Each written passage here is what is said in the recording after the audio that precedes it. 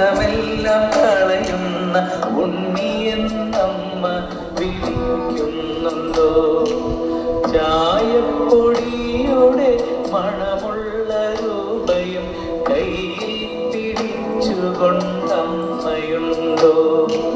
ഒറ്റയോട്ടത്തിലെന്തുണ്ണി നീ പോകണം എന്നമ്മ എന്നോട് ചൊല്ലുന്നുണ്ടോ?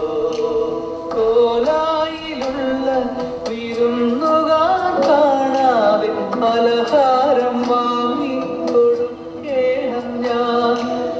അപ്പോൾ മുഖം വാടി പോകുന്ന രംഗം ഇപ്പോഴും ഓർക്കുവാനെന്ത് സുഖം. എല്ലാം കഴിഞ്ഞു നീ പോരുന്ന നേരത്ത് മെല്ലെ തിരിഞ്ഞൊന്ന് നോക്കിടണേ.